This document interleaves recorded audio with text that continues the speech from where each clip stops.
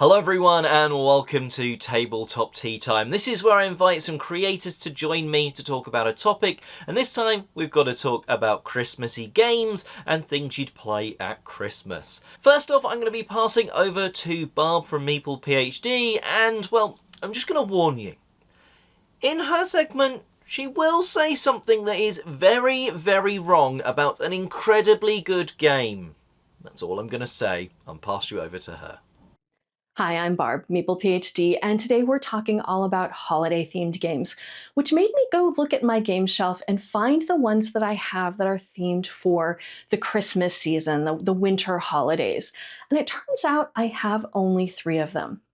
And I started to think about why that might be. And I think what it is that even though I have plenty of games that don't come out very often, I know going in that if I am buying a holiday-themed game, I am limiting the amount of time that during the year that I am going to pull this to the table. So I think I'm probably at the max of what I'm going to be for holiday games, and I may even cull a couple of the ones that I currently have. Because here's what I've got.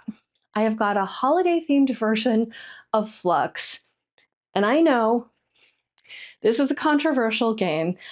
We do bring out different versions of Flux every once in a while as kind of an end of the game day game. But I'm not pulling out the holiday version because this isn't even if you love Flux, this isn't a good version of it.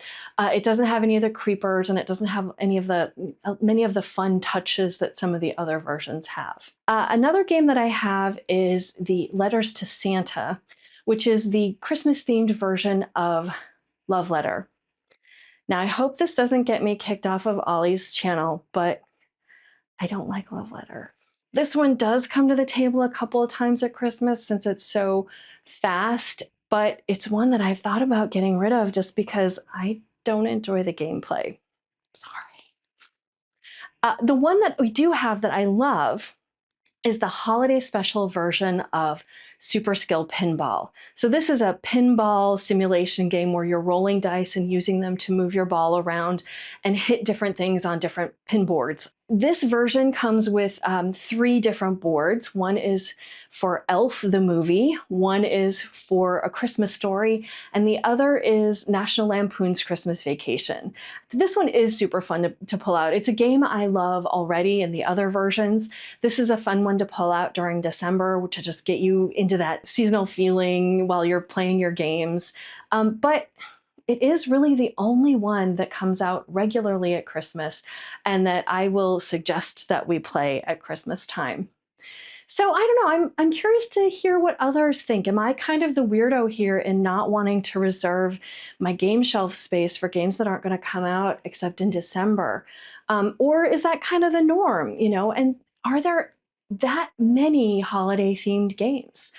So anyway, I'd love to hear about that.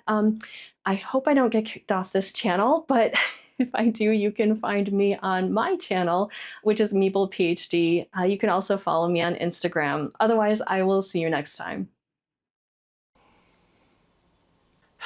Sometimes you think you know someone, you think they've got a good taste in games, and then they just disappoint you like that. Love Letter is brilliant. The Santa edition is adding a Christmas theme, and doesn't matter what you say, it's a fantastic game. Obviously, jokes aside, everyone can enjoy different games. That's what's so fun about board games. And, well, let's talk about some that's not necessarily with a Christmas theme, but ones that you might want to play at Christmas. If you've played old-style games, like, say, Pictionary, what could you play that's a modern version of that? Well, in Pictionary, you team up with people, you have to draw words, clues, and stuff like that, and your teammates will say you can't draw, and you say you can't guess, and things go back and forth like that. Why not buy the modern version called Doodle Rush? I would never go back and play Pictionary, because this is just everything you want from Pictionary in a shorter time, and just better. You're drawing 6 words at one time. So is everyone else. There are no teams. Everyone is playing for themselves, drawing their own words. Once a minute is gone, the sand timer has run out, you guess what everyone else's things are. And what makes this good is that if your drawings are bad, you've got yourself to blame because they're negative points if they've not been guessed by the end of the whole game. There's a few rounds of drawing and guessing, drawing and guessing. Your opponents also therefore are wanting to draw nicely and get their things guessed, so they're wanting you to guess things and you're trying to guess quickly, because if you get something of your opponent's right, you take that as a point. And it's exactly what you want from Pictionary. Silly little drawings, done quickly, trying to shout out guesses of what you think other people have drawn. Just a smoother, quicker, fantastic experience. Forget Pictionary, get Doodle Rush. Now, what's another thing you do at Christmas? Trivia games. What's the problem with most trivia games, I find? Well, either they're a real niche thing. There are Harry Potter quiz, which my wife will always destroy me at, because she knows and has read the books multiple times, watched the films many times. Yeah, I've read the books, I've watched the films, but not in that much detail and not that many times. I will just lose that quiz. Or they're old questions. Who's the Prime Minister, the President? And you're like, okay, I know who it is now, but when was this game published? Yeah, back in 1950 or something, and you've got no chance. So little things like that make trivia games fall down. Wits and Wagers is the sort of one to go for now, I would say. Yeah, there's other ones. Maybe there's a herd mentality game out there. There is Blockbuster, which is all about films. But Wits and Wagers is exactly what you want from trivia. It's timeless trivia that no one really knows the answer to either, because it's all about like guesstimating, getting close to an answer. And you also can win the game of Wits and Wagers without having the wits part. You can just bet on who you think is going to actually be closest to the answer, and you can get points that way as well as just getting it right, which is quite fun. It also is exactly what you want from a trivia game, in timeless questions and a level playing field that everyone is just guesstimating and like, oh, I have no idea how many how many windows Buckingham Palace has, or how fast a dolphin can swim. You just have to guess, and hopefully your guess is the closest and you'll get points. If not, and you think, they know animals quite well, I'll guess what they're saying, and you can get points that way. So there's some modern versions of like the classic things you'll play at Christmas. Anyway, enough from me. Let's pass over to a fantastically Christmassy Evan. Hey everybody, I'm Evan, and today I'm going to show you a game that you have probably never heard of.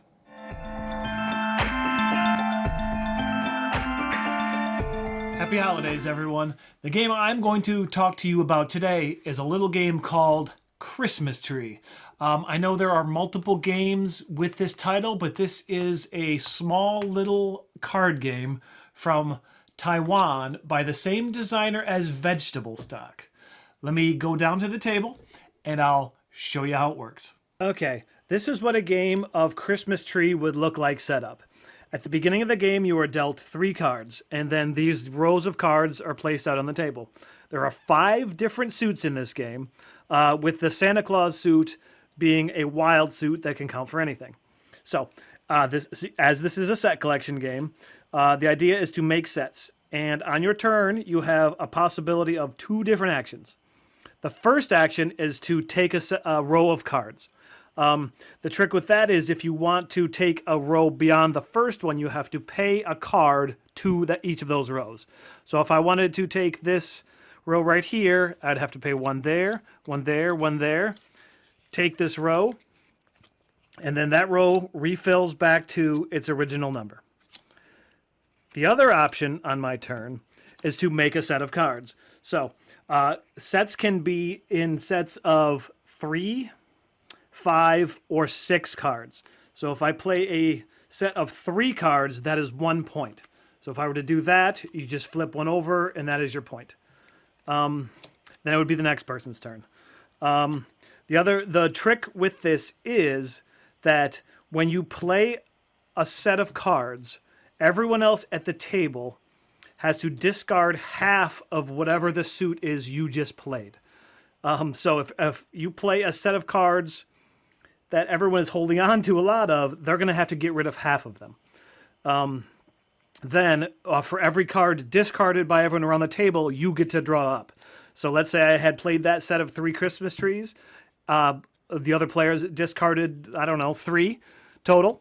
I would draw 3 more cards, and then that would be my turn. Then the game is played to a specific points. So it's 7, 6, 5, or 4 points in a 2, 3, 4, 5 player game. Yeah, and that's basically it. You are going around the table, collecting cards, but trying not to hoard cards, or at least hoard cards that you see other people hoarding, because if they play that set before you do, you're going to lose a bunch of cards. So it's kind of a race to make sets, but by playing smaller sets, you're not getting as many points. But if by playing larger sets, it's more risky. So there's a little bit of a push your luck aspect in there. So you score 1 point for a set of 3 cards, 2 points for a set of 5 cards, and 3 points for a set of 6 cards. So that can be pretty huge, especially if you're playing, like a 4 or 5 player game and you only need 4 or 5 points to win the game. But yeah, that's basically how you play Christmas Tree. Let's go back up to the table, and I'll tell you what I think about it. And there you have it. There's Christmas Tree.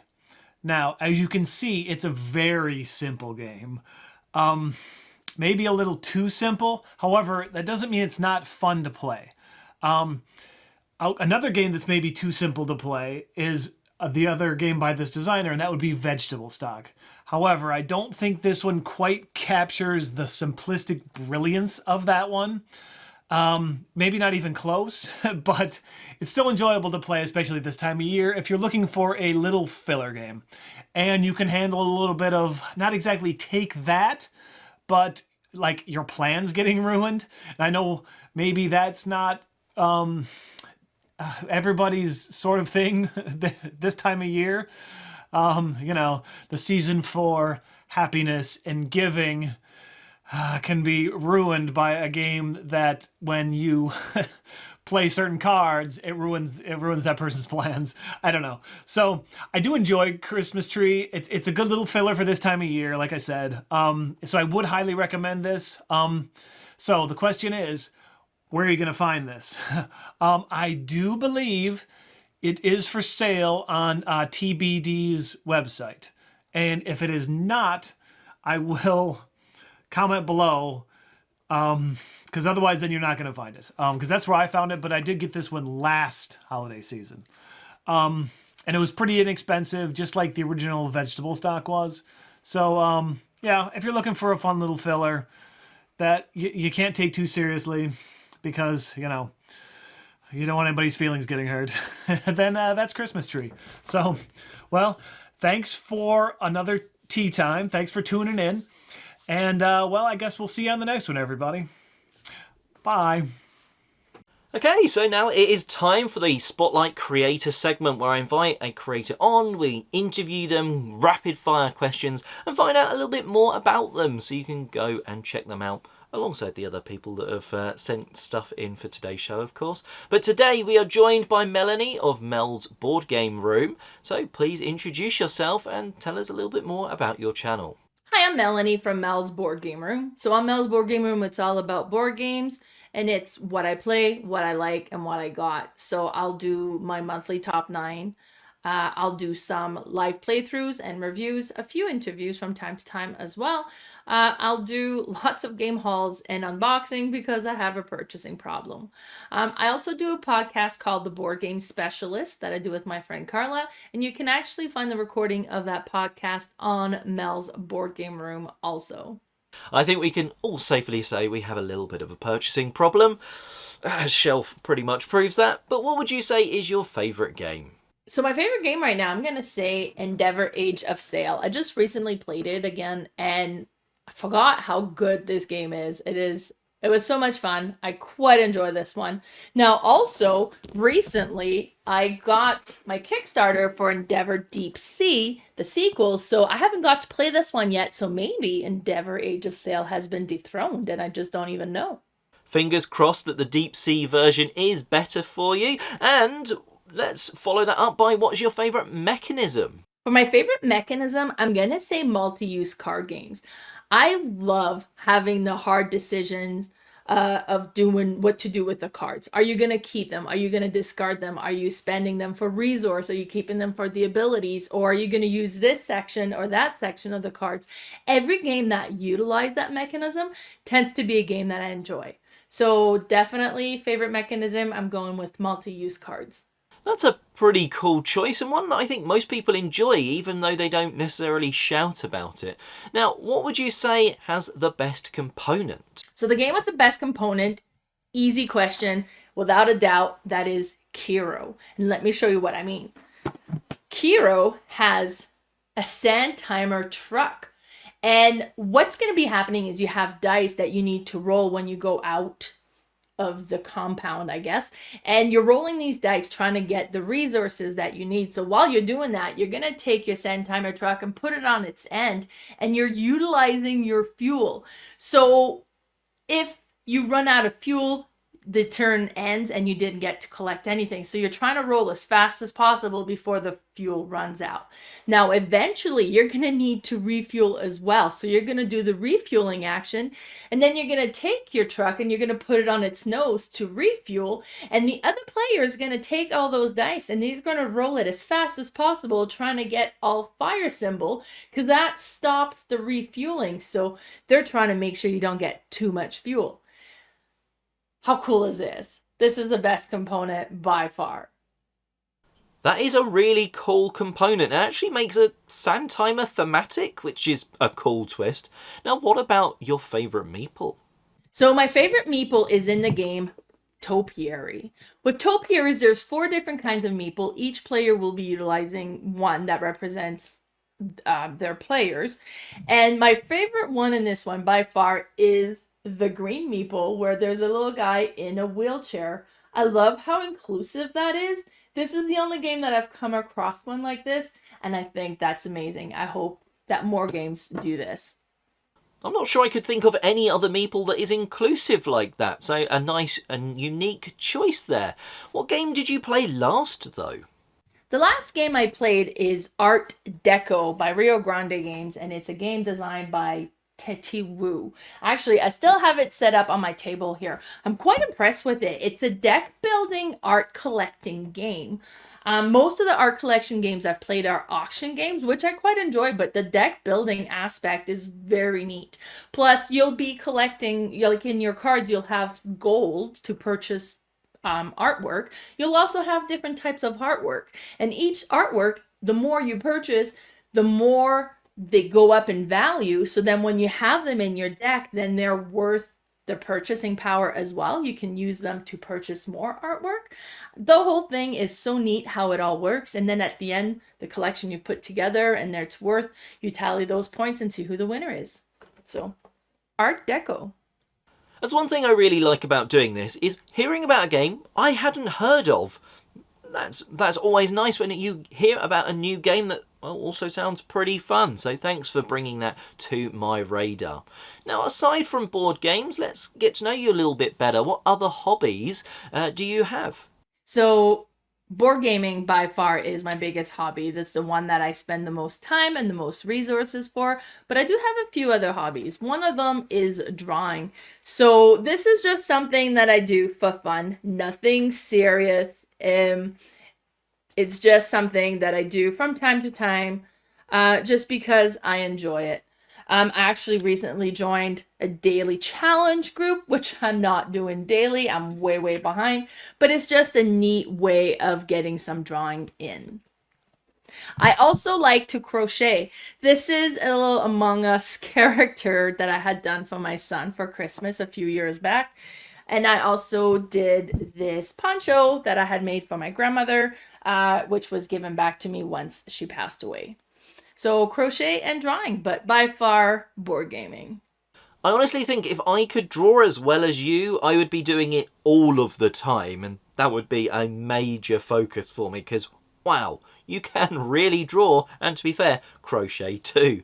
Now, what can people expect to see on your channel in the next few weeks? So in the next few weeks, I still need to do my top 9 games of all the games I've played in the month of October. I'm a little bit behind on that because my game room and my office was kind of taking hostage because my sister got married in my game room. So that was exciting, but it's over now, so I can get caught up on the videos I need to do. Also, I got skunked recently, which is a dice game that resembled Farkle, but there's cards. So I haven't got to play it yet, but I do want to play and do a review on this one. Also, with the board game specialist, we are currently doing our top 100 games that we talked about in a top 100 episode as a way to celebrate our top 100. So we are going to be doing episode 107, and we're doing top 50 to 41. So be sure to check those out. A huge thanks to Melanie for coming on and answering these rapid fire questions. Thanks so much for having me. Bye. Well, that about wraps us up today. So go and check out Melanie's channel and also the other creators who are on today's show. Their links will all be in the description box downstairs, so you can go and check them out. Give them a subscribe and subscribe here as well. And well, until next time, have a fantastic Christmassy season and enjoy all of the games you play with friends, family, or even solo.